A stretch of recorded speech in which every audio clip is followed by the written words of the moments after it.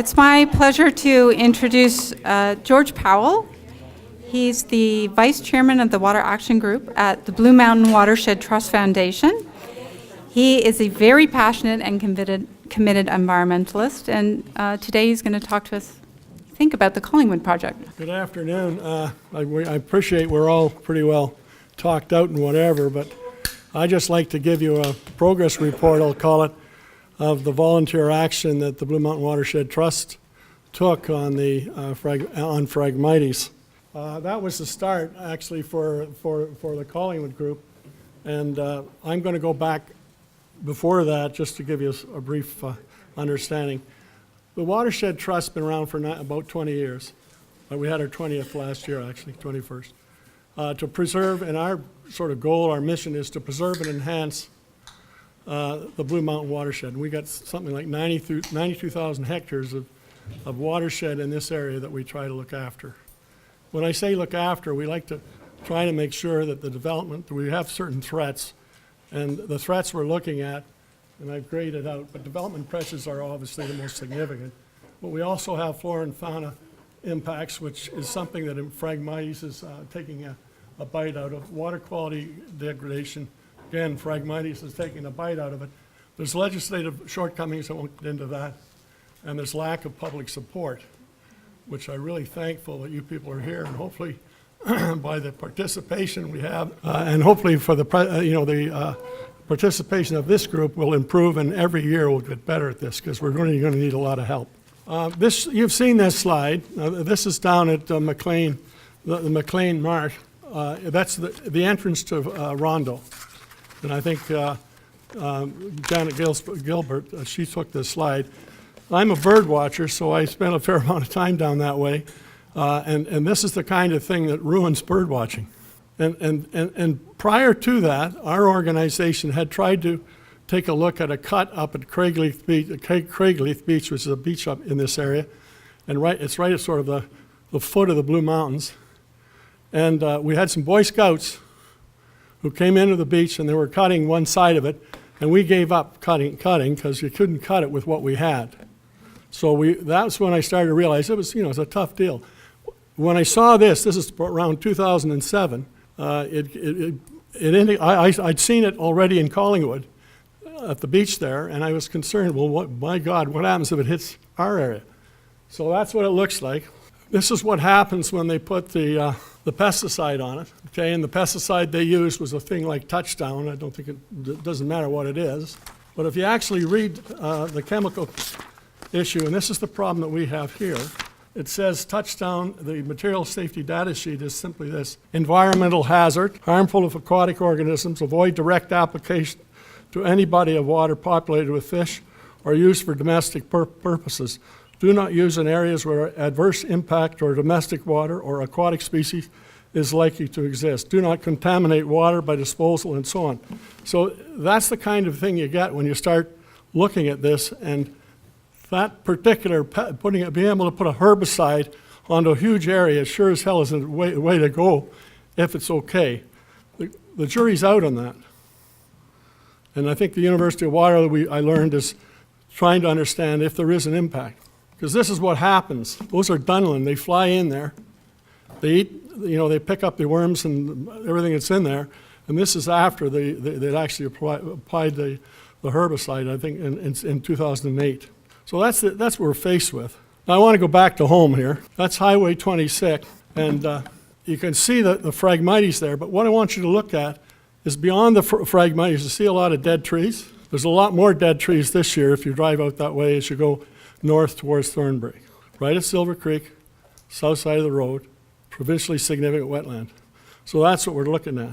That's my wife, Heather, standing. She did exactly what Dave was mentioning. She went down into the wetland, and we cut one, and we measured it. It was 3.5 meters long, 11 feet something. This is what happens. This is the concern I have, and we've got to deal with it. It's a much tougher problem to deal with. If you go up some of our water courses, that one is Black Ash Creek, right at Mountain Road, and what you're seeing there is a stand of Phragmites upstream of the harbor. Black Ash Creek empties into the harbor, and that's Phragmites upstream of it. You can go up even further, and in the ditches, et cetera, that we have, there's Phragmites. I can go over to Town Line Creek, at the mouth of Town Line Creek, all through Black Bass Bay, East Back is Phragmites. So we got issues there, and we've got to prioritize this and go forward on a solid footing and with a planned approach to try to control this if we're ever going to do it. Okay, this is the east. I call it the east wetland. It's east of Heritage Drive, and you can see the grain elevators in the distance there. But that's Phragmites last year. What you're looking at there is the goldenrod that's in that wetland. And you can see the Phragmites jumping up all around it. That's the Prince Jensen. That's in that. You can see the rock there. So we have limestone rock, or not limestone, that's shale, I think. So we're into shale rock, and the root growth doesn't go down that deep. I mean, Phragmites has trouble getting through rock. So I think, there's an issue there that I think we probably have some advantage the way we cut it. And so that's right on the edge of the wetland. We have all these milkweed and of course the monochrome in there. And so Phragmites moves in there, and we can say goodbye to the wetland, or the wetland will just be a monoculture, and that's what we've got to guard against. You've seen this slide, I think. Okay, this is Blue Shores, and over here is the end of. Is the end of the condominium, so to speak. There's a new this is Dockside, and in here, there's the new condominium complex going in there.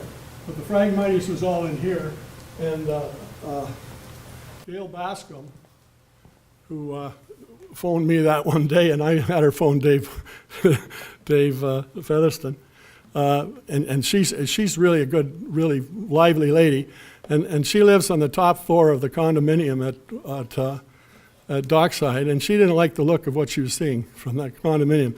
You could see the spread of the Phragmites, and you could see, hey, this is a real problem.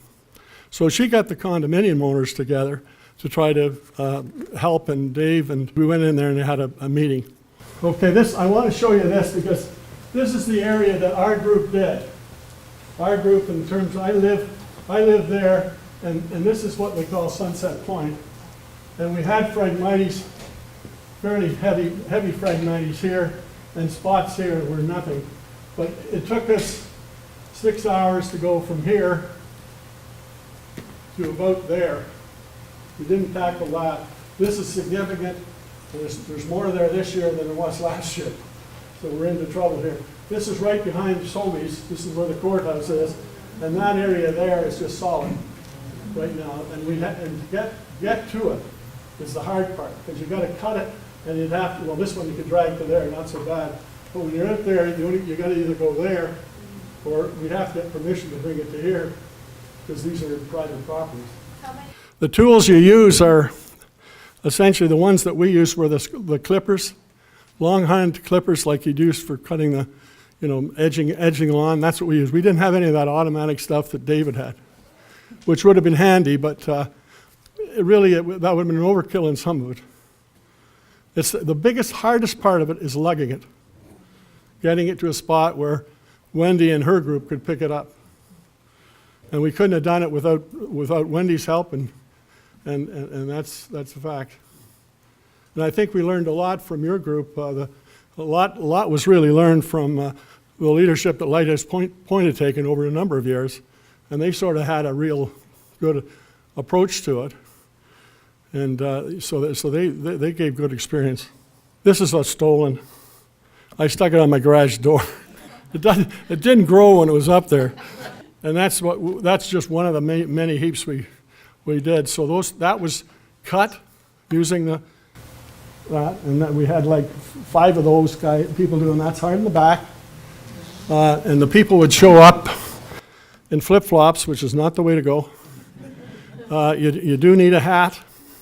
And you'd be better off wearing, fully clothed with the, long sleeve shirt on and everything, because the material could cut you a bit, and it cuts your hands.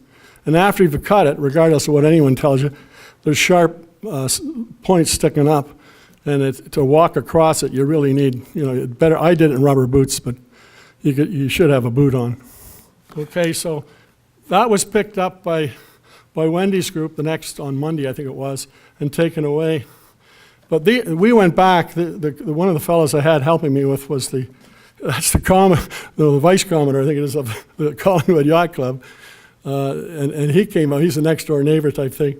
So he came out. We had a canoe that the NVCA had given us. Brittany got it for us. And what we do is put a tarp in the canoe, pile the stuff, cut it, pile it onto the canoe, drag the canoe ashore, and then Heather and Lois, the two wives, would pull it to the parking lot. And just to do that took us 2 hours. And the difficulty we have is that the part we did, I'll be frank, it was the easy part. The hard part is going in behind Sobeys and those areas that are isolated where you have to truck it, you have to lug it a long way. So that's the job. I guess the lessons learned are, it's harder than it looks. And if you're 80 years old and tottering around, it ain't going to help you. You shouldn't be there. And I think there's public areas being overlooked, and I didn't want to get in a finger-pointing thing here, but the condo owners can look after themselves pretty well. But the public areas, the harbor, where there's Phragmites pumping its head, they weren't looked at. And the Sunset Point, where I live, was Sunset Point Association, really. The 6 of us got out there and did that cutting along with three others that had come in from the public. So the public areas that you've got to figure out how you're going to do it, and you need a labor force to do it. And it's not an easy job, because we're right now, what I would like to do is try to get a hold of the yacht club, the rowing club, the canoe club, and say, hey, you've got some work to do August 8th. And you need to engage the public, and I think Brittany will do a better job this time. We've got to get people out, and we need an awareness program to do that. So I think we'll be better this time. And the thing that I felt bad about was we didn't engage the kids as well. And you certainly could use students, high school students, to do the lugging and cutting. And 3 showed up, and what I did was I'd sign their 50-hour. They had 50 hours volunteer time, so I signed that off. Whether I should have or shouldn't have. I signed that off, and that gave them 6 hours of community activity, which I thought was good. The issue as well is, see, it's in the summer when the kids are, they're not at school, so it's not easy to do. But I think one of the things would be very helpful if we could get the students, have to be high school students, to do the GPS work and go up and down the streams. They might learn something, identifying where the Phragmites points are. Because, again, what I'm trying to say to you is that I know it's up at the top, like Lake Eugenia is a large lake at the top of the Beaver River. It comes all the way down and exits into the bay. It's in Lake Eugenia, and they're cutting it. So you have ratepayers cutting it all over the place, doing their own thing. And Gray Sauble is going to have to figure out how to organize that better, or it'll end up being, it'll end up being an issue. So there's a real need for the conservation authorities, and I'd say they're the ones, to get involved in that and to set up the programs and the priorities that we need to do it. And certainly Dave's group can provide the awareness and does a good job doing that. But those are the issues as I see them.